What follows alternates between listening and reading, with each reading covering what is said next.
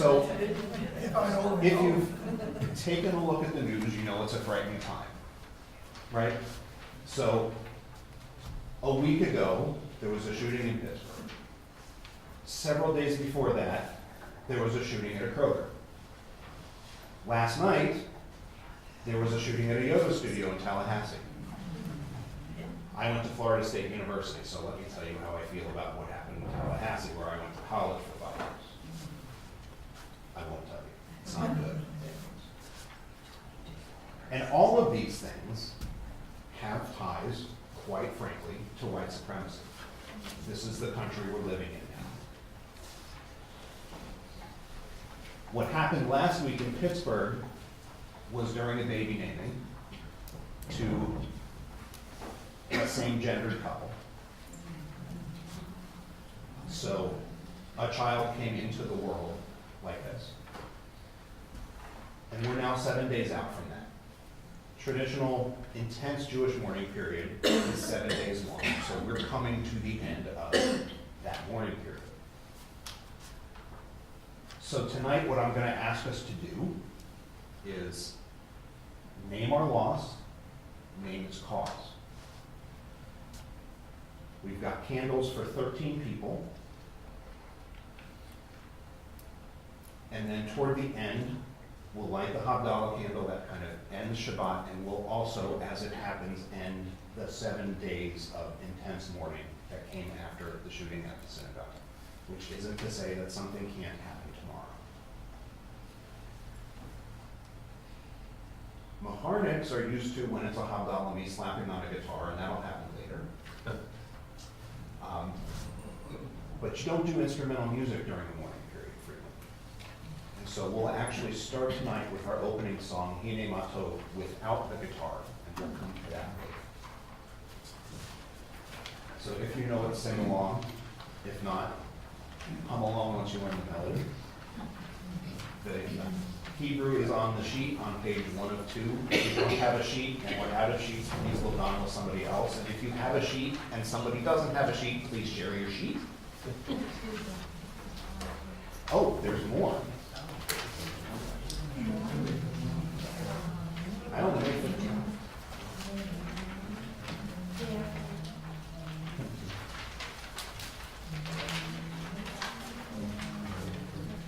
Hine Mato Humanayim Shevet Hamim Gam Yachad. Hine Mato Humanayim Shevet Hamim Gam Yachad. Hine Mato Shevet Hamim Gam Yachad.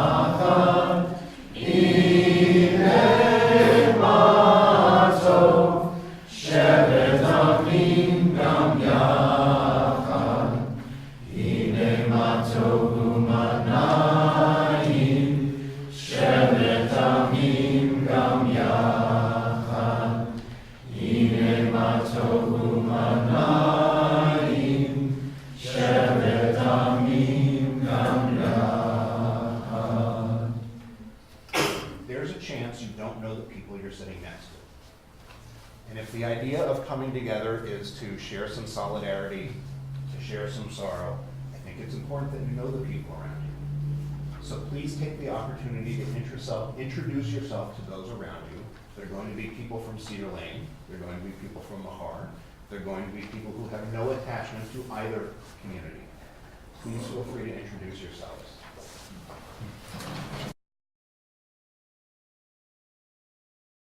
Introducing yourselves to one another.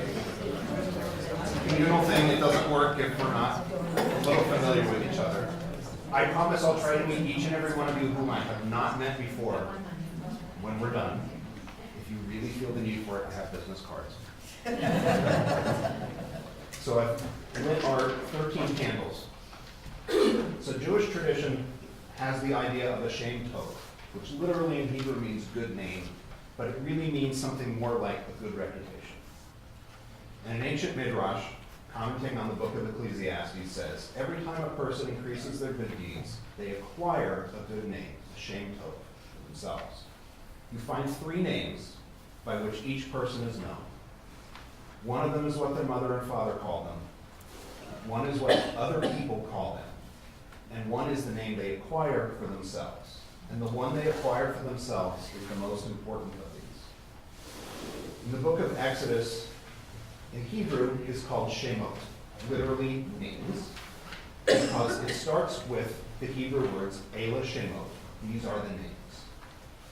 So Elah Shemot, these are the names of those we remember tonight.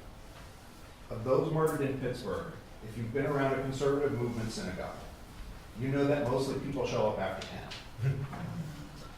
The victims were all there by 9:45. They were the dedicated members. Rabbi Aaron Spiegel sums up what many other rabbis have noted about these 11 people. I knew these people. Joyce Feinberg, Richard Godfrey, Rose Mallinger, Jerry Rabinowitz, Cecil Rosenthal, David Rosenthal, Bernice Simon, Sylvan Simon, Daniel Stein, Melvin Wax, and Irving Younger. Not literally, but any Jew who spent any time in a synagogue knows these people. They are the synagogue scholars, the kind, loving, smiling, welcoming faces who show up every week for Shabbat. They're not necessarily the community's mockers, the big shots, but they volunteer to help for everything. Show up for education sessions, make food, and seem so part of the synagogue that without them, it's like there's a wall missing. We take for granted they will always be around. Irving Younger was always the first to greet visitors and help them find a seat. Melvin Wax was always full of jokes and was always the first person to arrive for Shabbat services on Friday nights and Saturday mornings. Rose Mallinger had children, grandchildren, and great-grandchildren. She lived for her family, was quick to smile and to hug, and still cooked dinner for high holiday meals, even at 97 years old. Bernice and Sylvan Simon were married 61 years ago at Tree of Life Synagogue. They were kind, gave back to their community and their synagogue. Dr. Jerry Rabinowitz treated HIV patients before the disease had a name, before there were drugs that could control it. Dr. Rabinowitz was the guy to go to because his patients lived the longest. He wasn't even a member of Tree of Life congregation. He was a member of one of the other congregations that met in the building. He was in the basement, but he heard shots and he went to see if he could help. Joyce Feinberg was a researcher at the University of Pittsburgh and opened her home to her husband's PhD students. She was known as warm and elegant and was a mother and grandmother. Richard Godfrey was Jewish. His wife was Catholic. Both dentists, they had a joint practice, and they taught classes at the local Catholic church to help people prepare for the ins and outs of intermarriage. Daniel Stein was retired. His family remembers him as funny, with a dry wit, and everyone loved him. Brothers Cecil and David Rosenberg, each of whom had intellectual disabilities, looked out for one another. Tree of Life's cantor remembered Cecil as having a kind soul and smiling face. David had a gentle spirit, and he worked for Goodwill Industries and received awards for his job performance. These were last Saturday's victims of white supremacy, not just names. They were preceded in death last week by two black Americans in Jeffersonville, Kentucky, Maurice Stallard and Vicki Lee Jones, who were also murdered in the name of white supremacy. And who were they? Maurice Stallard served in the military and retired from General Electric. He moved his family to Jeffersonville, a suburb of Louisville, so they could have a peaceful suburban life. Stallard's daughter, Kelly Watson, works for the mayor of Louisville as a diversity officer. Vicki Lee Jones had moved to Jeffersonville, again, to live in a safe suburb. She was the mother of two and had retired from the Veterans Administration. A nephew interviewed by the Louisville Courier-Journal said that she had a warm and giving heart and appeared out of the blue at his graduation with an MBA, without even having been invited. We say these 13 names, the names their mothers and fathers called them, that others called them, that they earned for themselves, because we know that memory matters. Their lives matter, and their good names deserve to be spoken, even now, when they are gone, because they are all gone for the same reason. They were killed not simply because of baseless hatred, the story we like to tell ourselves when these things happen. but because of an ideology that weaponizes fear and hate to become something more. The rabbi said, Kol Yisrael Arevim Zeh Lazeh, all Israel is bound to one another. More than this is true. We know that in fact, Kol Ha'amim Arevim Zeh Lazeh, all the nations are bound to one another. When one falters, so do we all, and we share the consequences of the harm done to one of us. Eric Ward, a black expert on white supremacism, writes in his essay, Skin in the Game, anti-Semitism fuels white nationalism, a genocidal movement now enthroned in the highest seats of American power, and fighting anti-Semitism cuts off that fuel for the sake of all marginalized communities. To refuse to deal with any ideology of domination, moreover, is to abet it. I developed an analysis of anti-Semitism because I wanted to smash white supremacy, because I wanted to be free. If we acknowledge that white nationalism clearly and forcefully names Jews as non-white, and if we do so in the very fiber, did so in the very fiber of its emergence as a post-civil rights, right-wing revolutionary movement, then we are forced to recognize our own ignorance about the country we thought we lived in. For any of us to get free, we must all get free. And it is the prospect of freedom for others that drove the murders. We have to come together if we want to be free, and we have to show up. We've done it today. We have to do it someplace else tomorrow. And if we don't show up for one another, if we don't unite ourselves, others will assure for us that we are Arevim Zeh Lazeh, most certainly bound together. So we'll read responsibly the section titled Love on page 1. A voice says, cry out, and I reply, what should I say? We are like grass, all our gracefulness is like the flower of the field. For the grass withers and the flower fades as the wind blows. True, we are like grass, for the grass withers and the flower fades. But love lasts forever. So this week's Torah portion, and for those who aren't familiar with how this works, lots and lots of synagogues read the same section of the Torah scroll each week. The schedule for the week, and it's plotted out years in advance, the schedule for the week has us on a Torah portion called Chayasar, the life of Sarah, because that's the part in Genesis that has the story of Sarah dying. Abraham hears that Sarah has died, and he goes to Hebron to mourn her. And he arrives in Hebron, and he needs someplace to bury Sarah. And he negotiates a piece of land, what's now called the Cave of Machpelah. Whether the cave you go to see if you go to Israel is actually the Cave of Machpelah will leave to decide. So Abraham mourns, he buries Sarah, and then he sees to the task of marrying off Isaac. That's the plot for Chayasar. And the order of this I found striking this week. It is not Abraham mourned and then he went to work. It's instead Abraham mourns and he goes to work. So it says that while he's mourning, verse 2, Abraham mourned Sarah. Verse 3, Abraham got up. And he got up to engage in a business transaction. He had to buy land. He had no place to bury Sarah.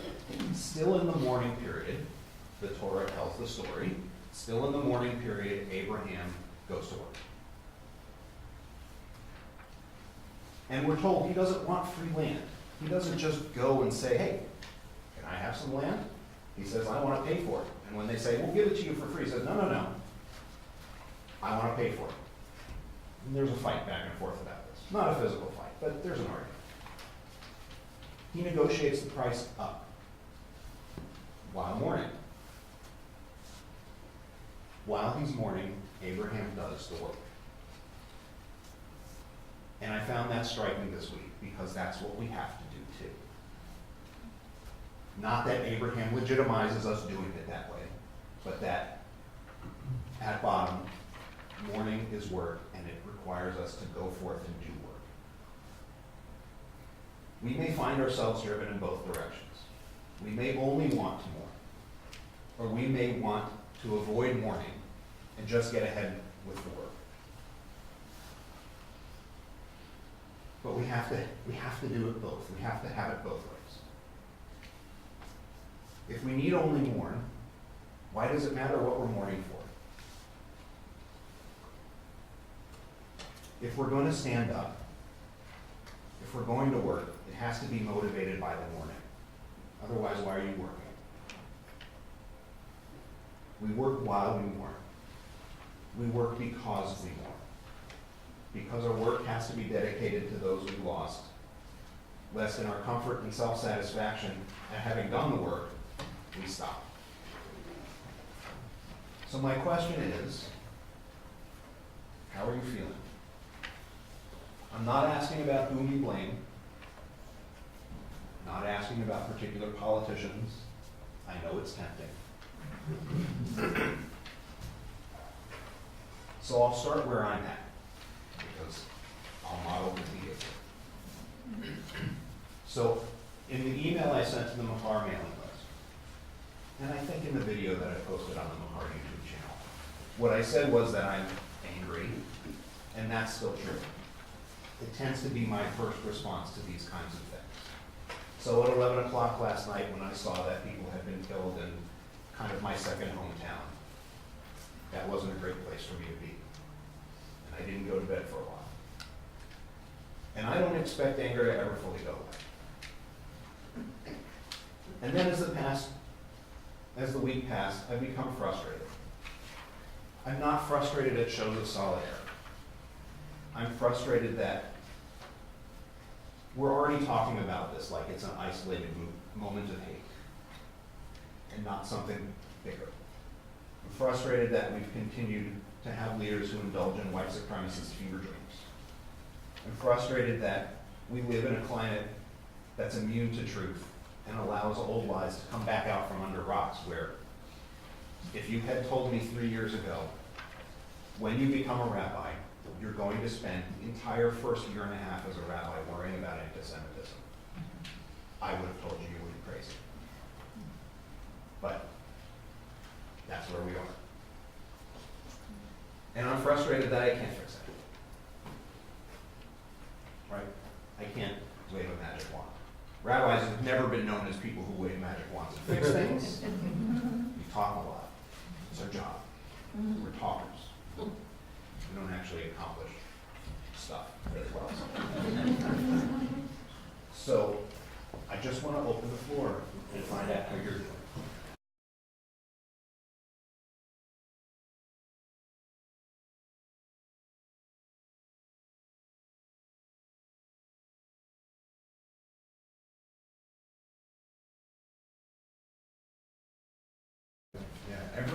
Every group that has some level of privilege also has some level of not privilege.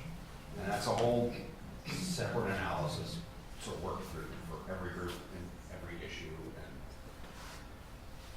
so we have to actually turn from this a little, because we have to turn from it a little, because Shabbat's going to be over, right?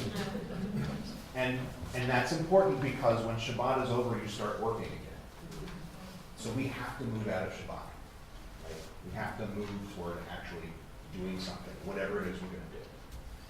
So if you turn to that section that says we mourn, I want to start to take us out of that formal mourning. And this is a modification of what the American Jewish Committee put together for this Show Up for Shabbat campaign that we're a part of. So we'll do it responsibly. As we face the venomous hate that extinguishes lives, we are filled with anger, with shock, and with despair. We mourn the murder of precious human beings, our brothers and sisters who gather for prayer, for tradition, and for community. We mourn with those who love the victims, and we offer our love. We believe that the most basic of American values, freedom of religion, has been threatened. For if we need to hide behind ours because of who we are when we gather together, we are hardly able to say we are free. We grieve because people shopping for food were killed because of the color of their skin. We are bound to one another, and all America has been assaulted.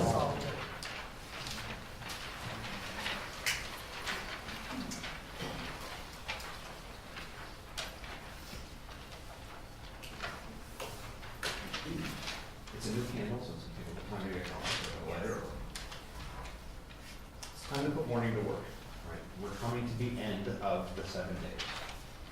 It's been 7 days since Pittsburgh. Shabbat, Yamim, Avivu, 7 days of mourning, and we're to rise up.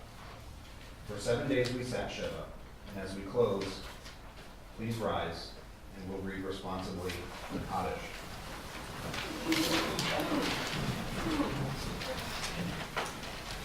May the glory of life be extolled. May the world be blessed with peace, all life hallowed by love and respect. Let life be blessed and glorified, exalted and honored. Though beyond praises, songs, and adorations we may utter, let life be celebrated. For us, for all people, may the promise and gift of life come true. May peace embrace all of us and all of the world. May peace be granted us, we who mourn, and be a comfort to all who are bereaved. And we can see it.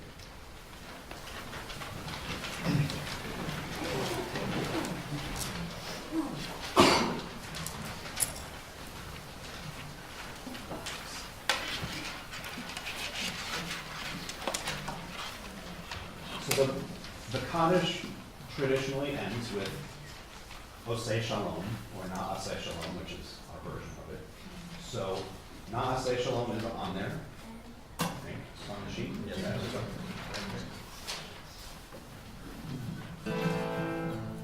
Na'aseh Shalom Olam. Na'aseh Shalom Aleinu. Ve'yakol ha'olam. Ve'imru shalom. Na'aseh shalom olam. Na'aseh shalom aleinu. Ve'yakol ha'olam. Ve'imru shalom. Na'aseh shalom. Na'aseh shalom. Shalom aleinu. Ve'yakol ha'olam. Na'aseh shalom. Na'aseh shalom. Shalom aleinu. Ve'yakol ha'olam. Na'aseh shalom. Na'aseh shalom. Shalom aleinu. Ve'yakol ha'olam. Na'aseh shalom. Na'aseh shalom. Shalom aleinu. Ve'yakol ha'olam.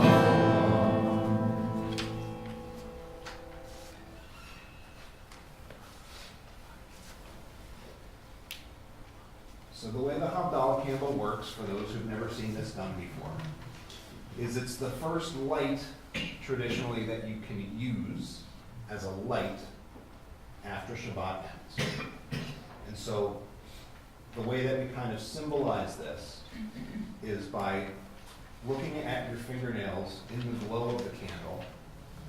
So you're using it rather than using it like Shabbat candles as a sign.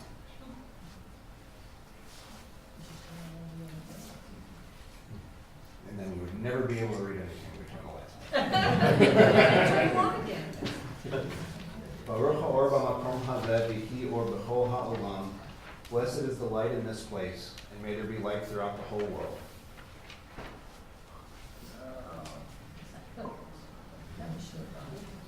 It's a short gospel.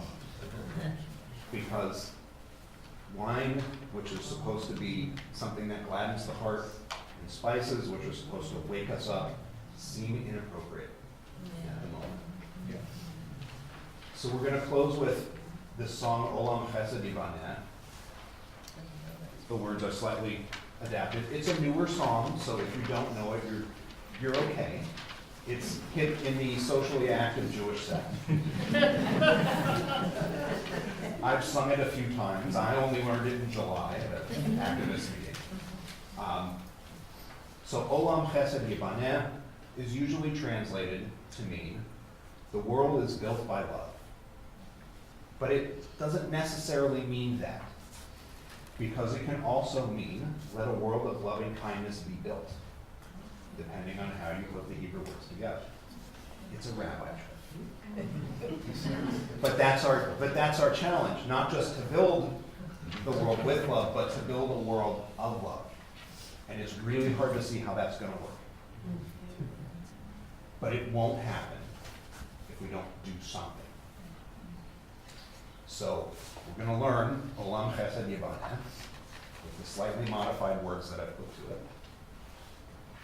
because I think it works better with my version. And you can tell Rabbi Creditor that I said so, I suppose. But he's in LA and not here, so we.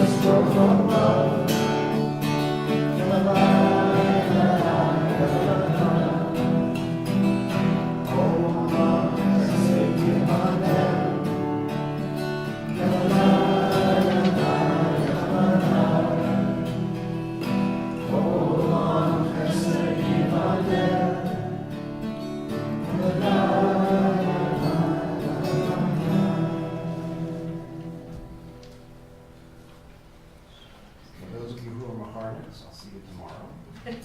For those of you who are not Macharnets, you can come tomorrow.